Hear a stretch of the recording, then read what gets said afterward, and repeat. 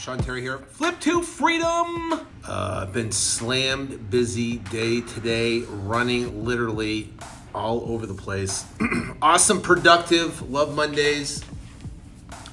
Thought I'd come on here and see what you guys are up to. Rocking the house on Mondays. So, are you guys doing Monday morning meetings? Monday morning meetings, right? Meetings, Monday morning meetings.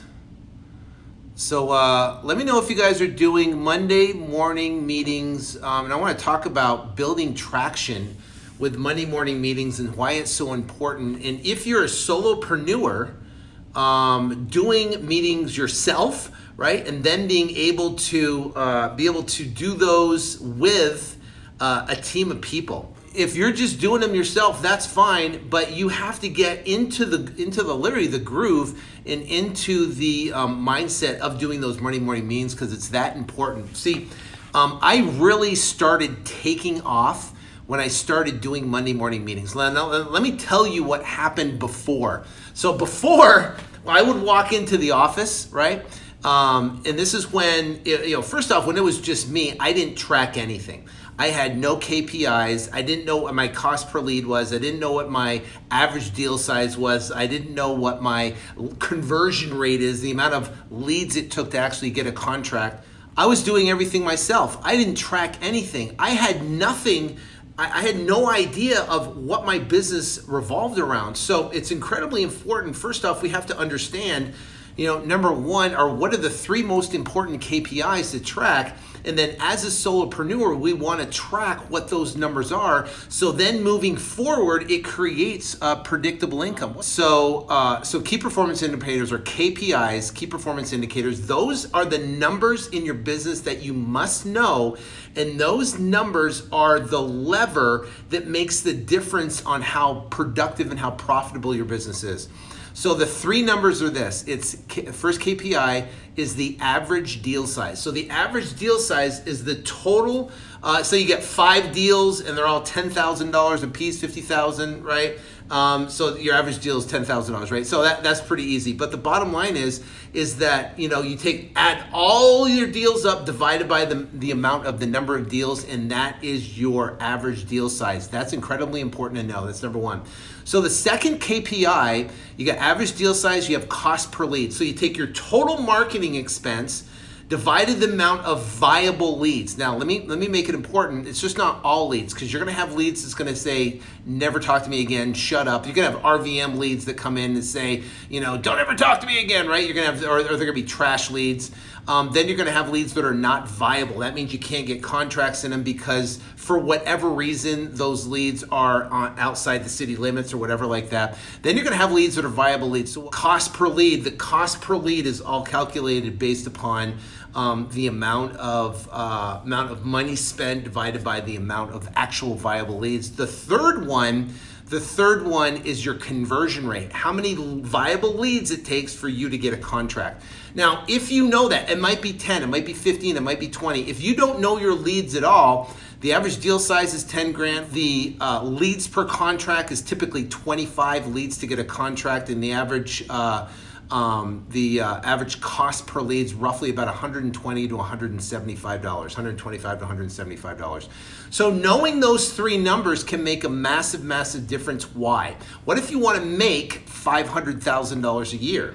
Right? You want to make $500,000 a year. Well, if your average deal size is 10,000, well, you need 50 deals. Well, if I got 50 deals, well, I got to multiply that times 25 leads to get a deal. So 1,250 leads, 1,250 leads. Now, if the cost per lead is 125 times 125, that means it's going to cost about $156,000 just to generate those leads if they're all paid marketing leads, right? So 125 times 1,250 leads equals 156,000. Now, could you get the cost per lead for lower? So that means your marketing budget would be $156,000 annually divided by, let's say, 48 weeks in a year. I know there's 52, but 48 working. So that's a $3,500 a week marketing budget if your goal is based upon those numbers. So if you know those numbers, then you can go, okay, I'm going to spend X amount on marketing, but then you go back and you say, listen, how many leads do you need a week? Well, 1250 divided by, say, 48 working weeks, that means we need literally 26 leads a week. So if you know your numbers, 26 leads a week, that means that can be your weekly goal. So the premise of this is, first off, why you want to do Monday morning meetings. You want to do Monday morning meetings, number one, so you understand what your KPIs are, and you can track those on a weekly basis. If you know what your KPIs are, then you're able to literally go in and define and predict your income based upon how many contracts, how many leads you're getting. So people ask me all the time, they're getting started saying, I'm doing it, I'm trying this, and it doesn't work. I don't know what the problem. Real estate doesn't work. That's what they say. And then I ask them a couple questions. Then I go, let me ask a question. What's your cost per lead? They don't know. What's your average deal size? They don't know, right? What's your conversion rate? How many leads it takes to get a deal? They don't know. I said, okay, how many leads did you get last week? 4. How many offers did you make? 1. You can't build a business off that. So really look at your business, and that's why you sit down, even if you're a solopreneur, and you do this every single week, and you look at, okay, how many leads came in last week? What was the total cost of the leads? Maybe it's $300, maybe it's $500. And you got 10 leads coming in, $30 a piece. Now you know what you know. And you say, listen, I made X amount of offers on those, those 10 leads.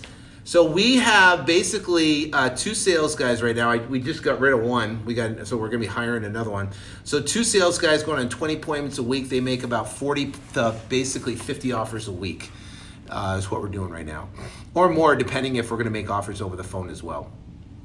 So that's typically what we're doing, but we could do more, right? We could do more. We're pushing more. We're on a fast track right now. We're going to start hiring a bunch of different sales guys.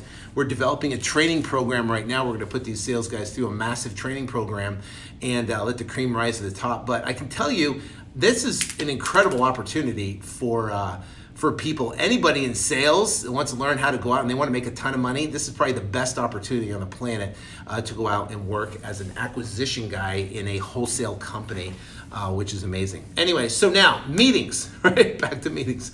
So in the meetings, now you can track all this information, and now your income comes predictable. Why? Because now you know how many leads to get every single week that's going to convert into a contract. And when you do that, when you know your leads per contract, you literally have predictable income, which is amazing. So now tracking these is incredibly important. You want to track these meetings in every single week. So that's number one. Tracking KPIs is the first thing we do out of the gate in our Monday morning meetings. The second thing we do in our meetings is we go around, we talk about all the issues. What's some of the issues that we have going on? What are issues that's happening in our business right now? And once we understand these issues, right, and these issues,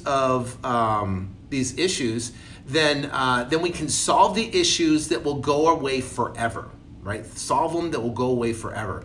So we have our acquisition guys, and what they do is they turn over the property via the whiteboard over to our disposition guy.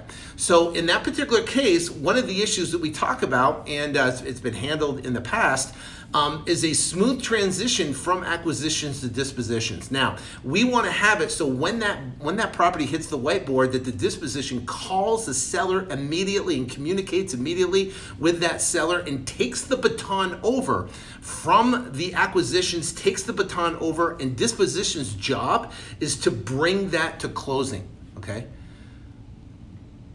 Can you stop sending emails? No. Can I stop? No, I'm not going to stop sending emails. I'm relentless. That's why I get more deals than anybody else in the marketplace. Why? Because I'm relentless. So I don't ever stop. I'm going to continue pushing no matter what, because I'm hungry, right? I want to be known. I don't want to be known for the guy that's just going to back off. I want to be known for the guy that's hungry, the guy that's going after it, the guy that's going after business. So you know what? You might get more emails, but if you don't want to get emails, unsubscribe. And you're more than welcome to unsubscribe, but you're going to know that I'm still going to send emails, and that's how I follow up with my sellers. If a seller says no, or they go, I don't want your offer, I'm going to still follow up with them. Why am I going to follow up with them? Because I'm hungry. I want to get that deal done, right? I'm going to get that deal done. Send me some emails. Send you some emails. The bottom line, that's what you want to do, right? Don't you guys want to be in business? You want to go out there and crush it? That's what you want to be like with sellers. You know, you want to be like that. You want to be, don't worry that you're bugging them. Be all in their business. Call them like crazy. Call them 3 or 4 times a day, because you will get the contracts while everybody else is worrying about, well, I don't know if I should call the seller. I don't want to bug them. I don't want to seem desperate. I'm not going to be desperate. I'm going to be hungry. I'm going to call them over and over and over again until they're ready to sell me. And they're going to get to know me over the course of the process. I'm going to be all up in their business and in their face, and they're not going to sell to anybody else but me. That's what I'm talking about. Now, I had to go off on that because like people don't stop sending me emails. No, just hit the unsubscribe button, because that's the only way you're going to stop getting emails from me. And that's just that's the bottom line. Is that how you want to treat your business, man? I mean, think about it, right? Is that what you want? Right? That's what you want, man. You want to go out there and you want to go out and get business. You want to go out there and crush it, and you got to hustle it. You're working for yourself. You're not getting a paycheck anymore. You're working for yourself. As soon as you go from an employee to an employer, that means you are relying on you for income. And if you are relying on you for income, don't you want to be a hustler? Don't you want to go out there and crush it? I don't care if you have a bunch of team of people and you're driving a Ferrari or whatever. Who cares? You're going to go out there and crush it. Guys, I own what? 420 apartment complexes, over $20 million of real estate. I don't have to work if I don't want to. The bottom line is I want to. And people are like, well, I'm going to take off the day and go. No. Why? Listen, I have massive goals, huge goals, massive. I want 10,000 units paying me $3,000 a month so I can set my kids up and my grandkids up forever. Done, right? And I want 50 million people to know me. I want 7 billion people to know me. Now, chances of that happening, who knows? But guess what? I'm trying. We got 35 people on here, and another what? A couple hundred people are gonna watch it down the road. Who cares? Guess what? It's getting the word out there. And here's the thing: if I can help you turn around and make a difference in your life, and you go out and you have success and you make more money, that's huge. Guess what? You're going to turn around and you're going to do that too for somebody else. But believe me, I just was going through. We have a channel in our it's called the Slack channel, and it's a Slack channel, and we put all the success stories of people. We just collect success stories like gold coins, man. They're just like success stories are crazy. And those success stories are in there, and we collect them. And the cool thing is seeing people and having their lives completely change and go out there and crush it, and it's amazing. And that is a phenomenal thing. People from all walks of life. There's not one excuse you could tell me. There's not one excuse you could tell me that you can't do it. Because I know you can do it. You have what it takes. You just got to be massively tenacious and have massive perseverance. So you know what perseverance is? Have you ever looked in the dictionary under perseverance? Perseverance means pushing forward through obstacles. Pushing forward. What's obstacles? Well, you know what an obstacle is? You make an offer to yourself. Now I'm going to tell you this true story. Getting a smoking like a $50,000, $60,000 contract this week, right? So here's this obstacle, and I want to tell you what you would do. I went out, I met the seller, I built amazing rapport with the seller. She was phenomenal. I was actually on Instagram and took you guys out to the appointment. I went out to the appointment, made phenomenal rapport with her. She wanted 365. I gave her 345. She goes, okay, well, I've got my attorney that's going to review it because we're in some legal matter, this, that, and the other. Fine. Guess what? Gave her the contract. Now, that was the number that made sense that I thought would work, right? Was that number.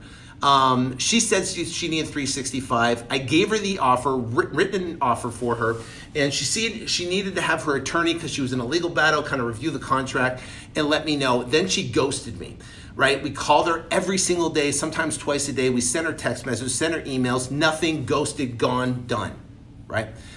Then all of a sudden, right, I see this property out on another wholesaler site. I go, oh, we lost the deal. But did I stop calling?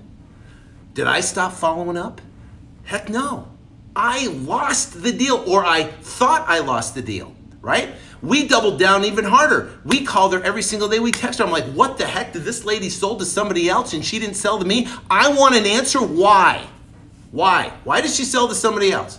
So not only myself and my lead managers, we called her literally every single day. 3 weeks later, guess what happens? She turns around and picks up the phone, and she picks up the phone. She comes back to us. She answers the phone, and we get that deal under contract.